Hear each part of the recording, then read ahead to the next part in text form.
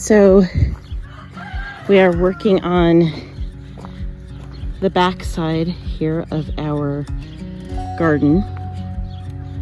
This is a brand new area, and I have to say, living on 2 acres, you do have neighbors. There's some construction going on back behind us. So I am filming this as quickly as I possibly can. But we finally opened up this back side of our garden. So right now it doesn't look that great because this is midday, so everything's a little bit on the wilted side, but this is all okra. So I've got 12 okra plants back here, and I've got the tubing here for it, irrigation. And then this is another row here. This is all pimentos.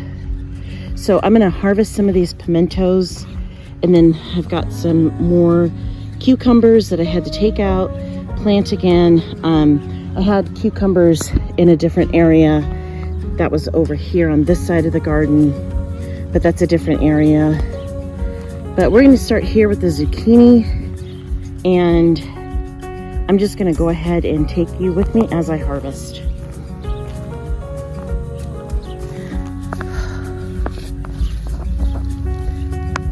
My family and I are really liking these zucchinis. I apologize, I'm doing this one-handed because I am literally in a hurry before these guys get back to work. So this is what I'm gonna harvest. I'm gonna go ahead and put the camera down and get that done. I am harvesting tomatoes.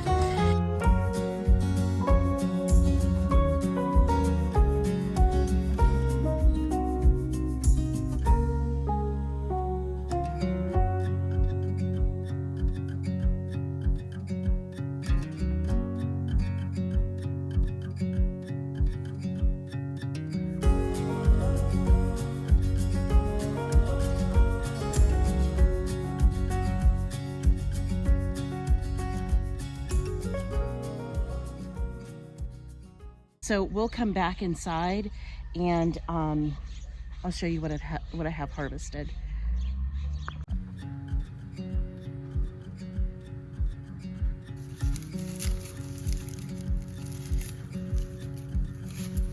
Earlier in the month, I had harvested garlic. My garlic harvest was not as good as it has been in the past.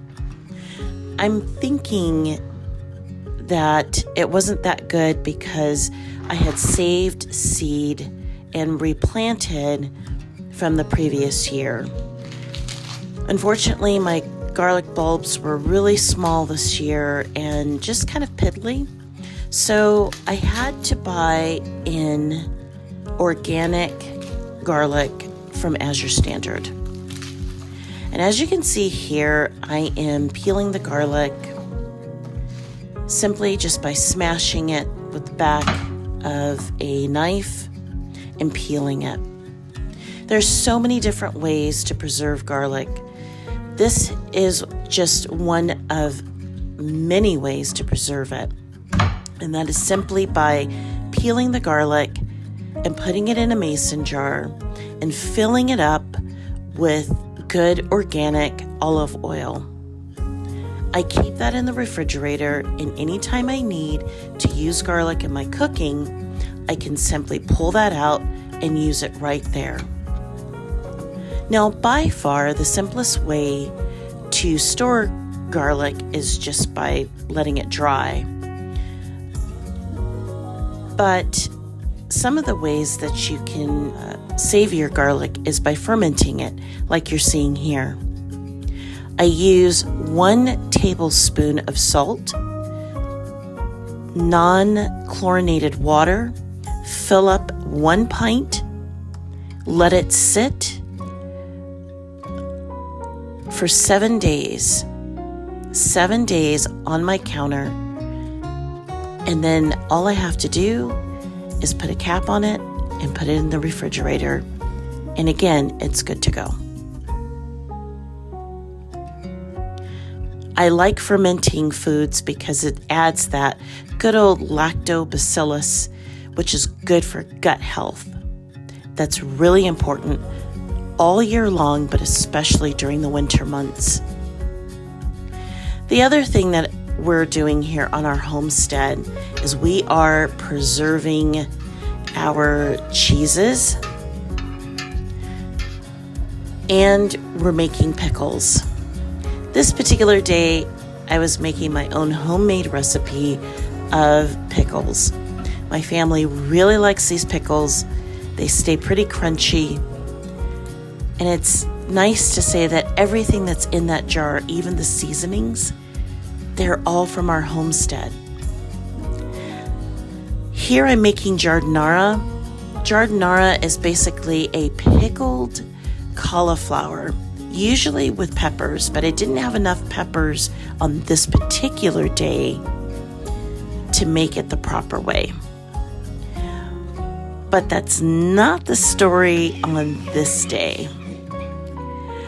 This day is the day after you see me doing my harvest, what I called quick harvest in my gardens. We have lots of peppers that have come in. We are in pepper, we're in pepper heaven here. I also have my Armenian cucumbers, and as you can see, one of my kids is wanting to take something.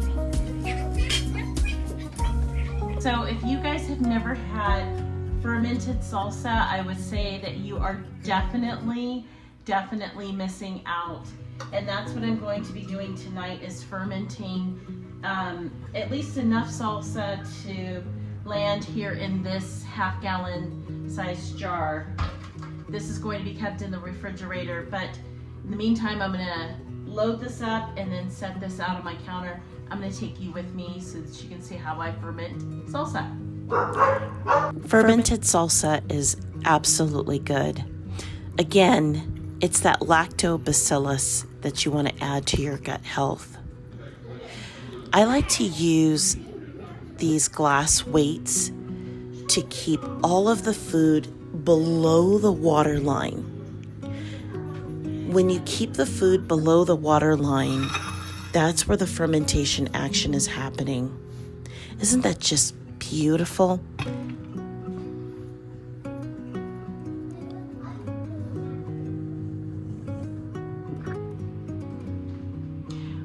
Okay, good morning everybody. Well, today my husband and my kids are off. They have gone to the lake. My husband wants to take them fishing, and I thought it was a great idea because it leaves me here by myself because I have still all of this to deal with. So today, I'm going to be taking care of all of this. I'm going to be, first of all, showing you one of my favorite techniques of food preservation, which is dehydrating. I know freeze drying is all the rage right now. I'm not an early adopter of anything. I'm the youngest in my family, and I have found over the years that it's best to let my older siblings go through whatever. I watch to see what their outcome is, and then I might move into something that they're doing, and that has served me over the years. And I do that in every aspect of my life. So I am not the person that you probably want to talk to about freeze drying because we don't own a freeze dryer, but I do dehydrate, and I have been dehydrating for many years. So I will tell you off the bat, I use a Kasori dehydrator. That is my favorite one. You can dehydrate just about anything if you do it correctly. So I'm gonna chop up some of these peppers. I've got the chili rellenos are back here. Then I've got my bell peppers and my Hungarian wax peppers. Then this morning, before my husband and kids left, he and I did a harvest of some more zucchini.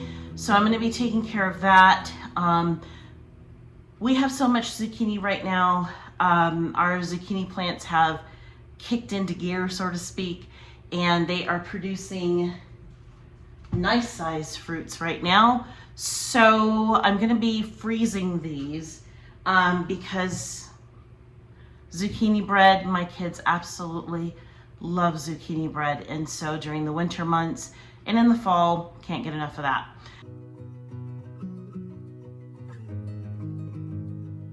Now this looks like this is a lot, and it is a lot. But this is all gonna shrink down, so I'm gonna go ahead and put this into my food dehydrator. I keep my food dehydrator in my garage, and I do that strategically. And the reason why I keep it in the garage is because of the smells. I don't want my whole house smelling like peppers.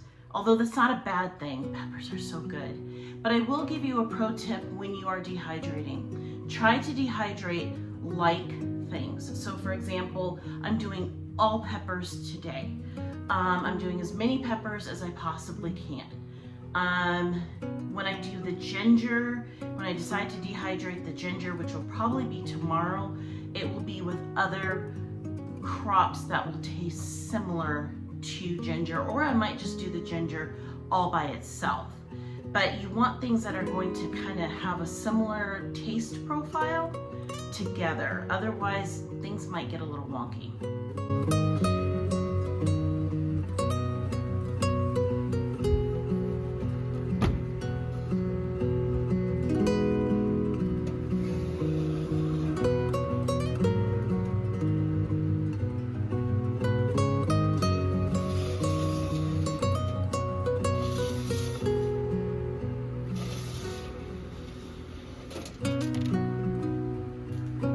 So a bit of a fun fact, while I was chopping up, I forgot that I had harvested some of, whoopsie. I forgot I had harvested some pimentos. Let me see if this camera will do it justice. No. Anyway, I'm going to try to make some pimento cheese. Never made it before. But I thought it would be a fun thing to kind of take you with me, because I just last night made some goat cheese. We have our own goats, and they're dairy goats, and we're in milk right now. So let's try to make some pimento cheese. But first, this is the last batch of the bell peppers. So the bell peppers are going into the dehydrator. We will bring them out in about a good 18 hours. The setting for this is 125 degrees. Okay, so here's my pimentos.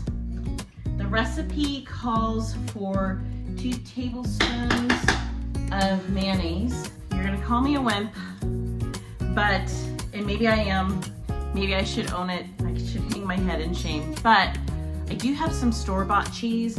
I just don't want to sacrifice my homemade goat cheese that I absolutely love just eating raw for an experiment. So we hosted a party not too long ago. I have some store-bought cheese, so I'm going to add that to it. Okay, store-bought cheese is added. Oh, let's see. Oh, the other thing was, the recipe I found calls for sugar. I don't want sugar in it, but there was another recipe I found that called for just a little bit of paprika. That sounds interesting. A little bit of paprika and a little bit of olive oil on top of it. Sounds like it'll be good.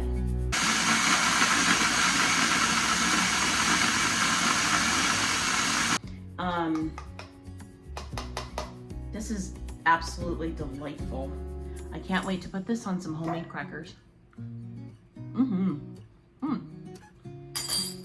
I wonder if you could do green onions the same way too, or green bell peppers.